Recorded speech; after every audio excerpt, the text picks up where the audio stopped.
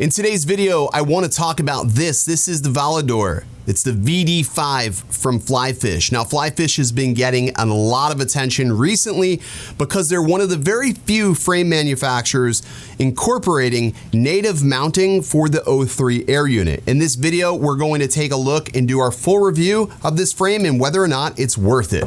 Let's get started. What's good, everybody? Ken here, you're watching Original Adobo, and today we go ahead and take a look, our first look at the VD5 from Flyfish. Now, I do want to go ahead and put that out there that this was not sent to me for free. I went ahead and purchased this myself directly from PyroDrone. So this video is not sponsored, but it is brought to you by OriginalAdoboStore.com. If you're looking for 3D prints for any of your DJI related products, be sure to check that link in the description below. We probably have something to enhance your overall experience, whether you fly the Avata, the DJI FPV drone, or even Mavics. We've got something for everybody, so check that link in the description below and support a brother.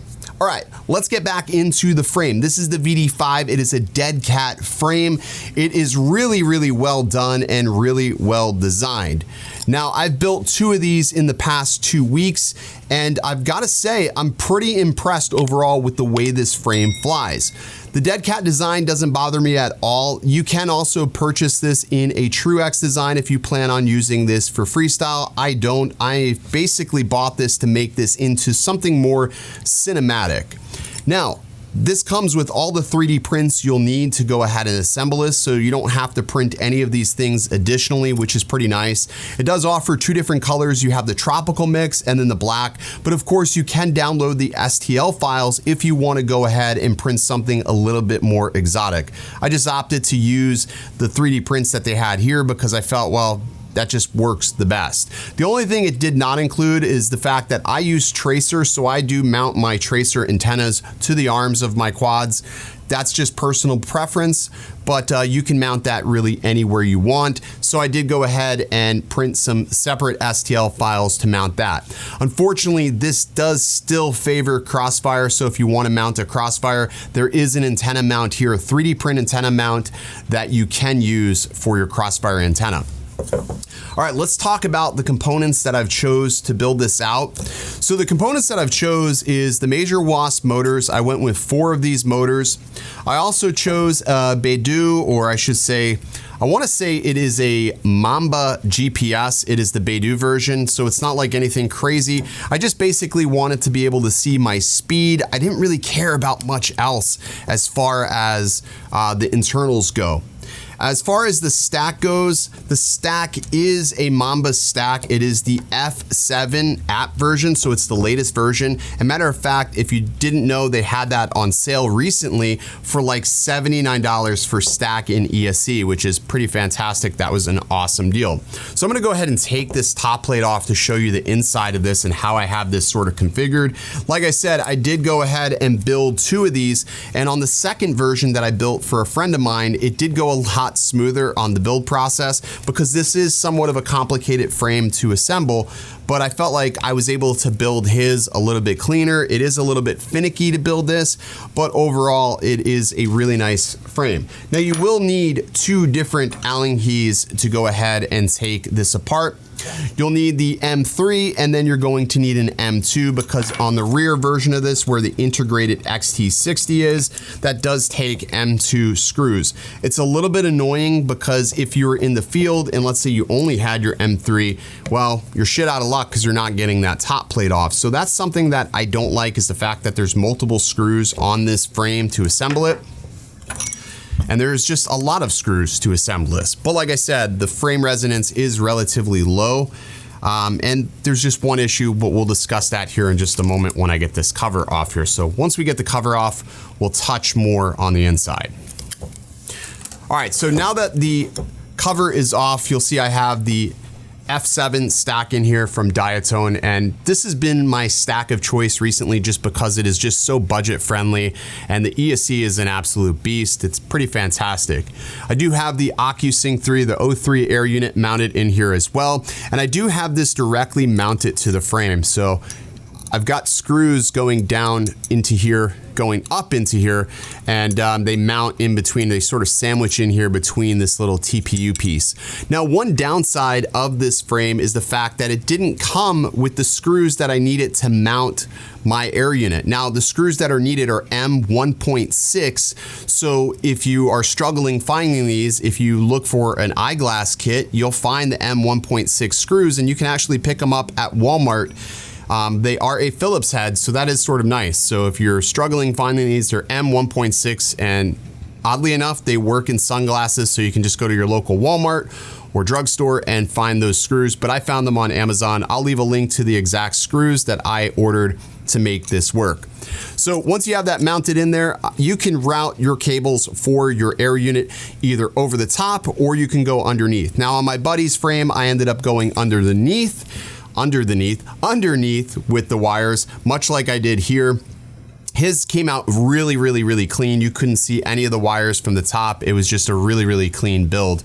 But I did route my XT60 cables back underneath here and into the ESC just like this. So it goes underneath the actual OcuSync 3 air unit. Really clean, super nice. I love the way this assembles when it's all complete. Building it is fiddly, but you can just route your wires underneath there. Route actually all of your wires underneath there as long as you do a little bit of pre-planning. My recommendation is get your ESC in first.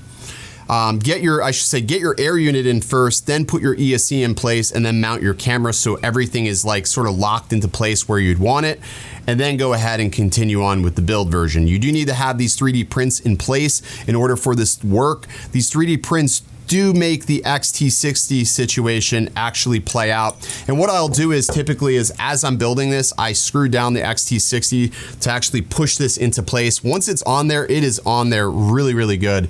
And I haven't had any problems with it whatsoever. Moving up to the front of the frame. So I want to bring attention to this right here because this is sort of an oversight on Flyfish's part. But if you plan on using this with the O3 air unit, you will need to invert these front plates here. Now, the only way I can get vibrations to cease on this frame was to one, set the PWM frequency on the ESC to 48 kilohertz, and then also get these inserts from Ryan Traxler from Aerial Pixel. He is selling these inserts that will actually go on the inside of this frame that helps dampen the camera. Now, these are not something that Flyfish sells, so it is an additional 3D print that I did have to print because this right here is not supposed to be on the outside. This is actually where your camera mounts to, but what we did was we went ahead and flipped this around because the way this works is there's these little inserts and it allowed us to actually, I'm trying to find it, it allowed us to put a 3D print on the inside of here because it's sort of indented. And what we did was we used TPU on the inside of here, and that helped dampen the vibrations going into the camera because once again, the gyro for the camera is in the camera itself. So you need to make sure that that is dampened and free of harmonics from the motors or just the build itself. Even though this build is very solid, it can actually absorb some of those vibrations. So that 3D print that he created for this and the reversal of these camera mounts really helped reduce the vibrations, and the footage came out buttery smooth. So thank you, Ryan. I'll leave a link for his store. I think he's going to sell them. I'm not sure if he's going to sell the STL file, but he's the designer of it, so I can't take any credit for that whatsoever. That's all Mr. Traxler. So be sure to check out his store in the description below. But overall, I will say that this came together very clean. It flies fantastic, and I actually have some sample footage if you want to check it out. So let's play that footage. All right, so we're all strapped in. We're just gonna sort of fly around here. It's pretty quiet here today, day after Christmas. So we'll see what we got here.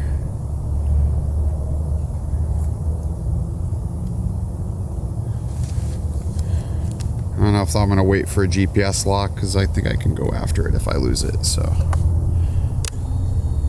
All right, arming, rescue is off.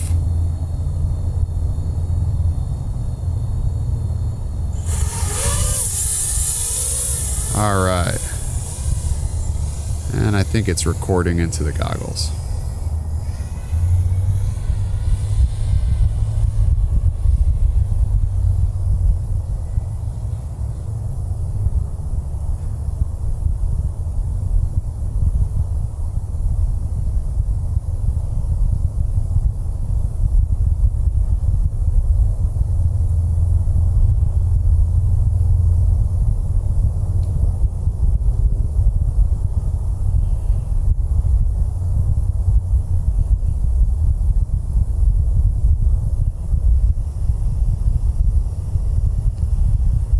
very smooth. With the tune I have on here, it's pretty smooth.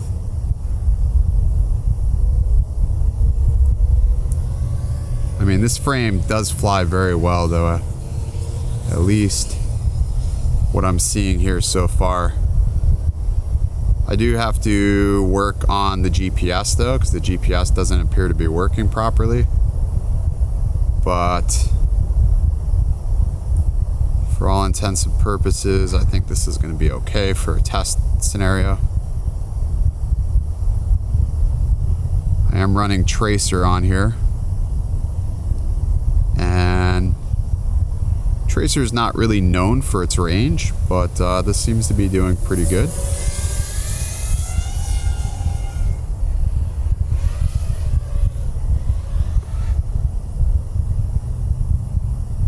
Okay. This is performing better than anticipated, actually. It's very, very clean. I got the telemetry functioning the way it should be.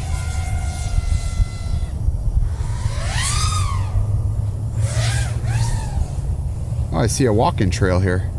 Okay, let's see if we can go into there. Got 23 volts, we're still doing good. The altitude's working flawlessly. GPS, not so much.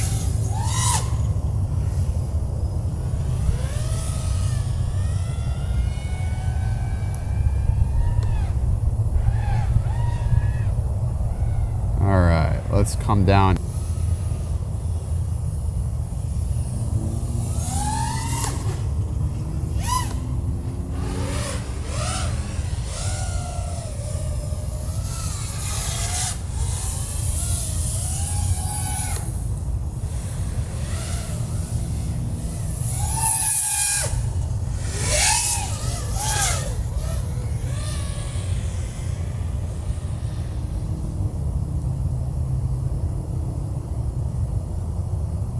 All right, so what do you think of that footage? I think it came out pretty good.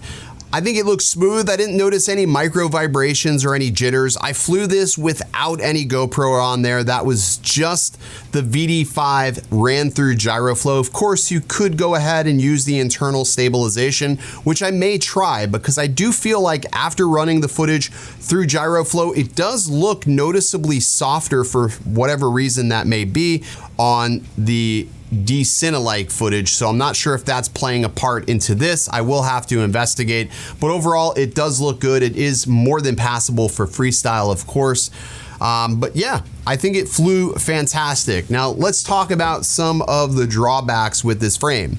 The first drawback is it is very, very fiddly to put together. It takes a long time to put this frame together.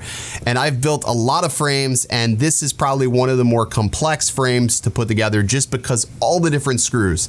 Because there are a lot of screws that are not really standardized. You have like M2, M1.5 screws, just a weird array of different screws for this frame. It makes assembling this a little bit more complicated. If it wasn't for that, I would say that this would be like 10 out of 10, an awesome frame. Another drawback is the way these arms go into the center of this frame. If you snap one of these off, if you snap one at the end, it is going to make it a little bit more difficult to retrieve those out of there, and it could potentially damage something else. I personally have not broken anything on this frame or broken any one of these, and I haven't known anybody to break one, but it is something to keep in mind. The third thing is if you do not have a 3D printer, you won't be able to print that little bumper that we made, the little dampener, I should say, that was created to absorb some of the vibrations from the VD5's camera mounting system. That is a downfall, that is a big bummer, and I don't know how that is something that the Flyfish team overlooked.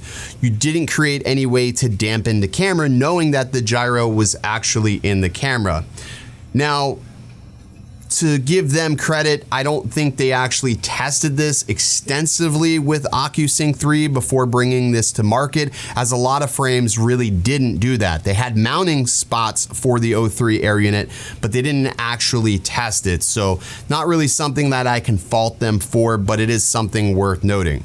Overall, I think that this is a very well-designed and thoughtful frame. It is probably the cleanest frame out there for the O3 air unit as of right now, if you want something on the heavier side. Speaking of heavy, this is a heavy frame. I'm just going to do a quick measurement so that way you can have sort of an understanding. Let's go ahead and switch this over to grams. So without battery, all in, with the configuration I have right now, it is 462 grams. If we add a battery to it, you are looking at 661 grams. So if you add an action camera to this, like a Hero 11 Mini or a Hero 11, you are going to be well over 725 grams all up. Now this is a 1200 milliamp hour battery from Tattu. This is one of the lighter batteries, so if you're using a heavier battery, your weight will vary. But this is, like I said, a pretty hefty frame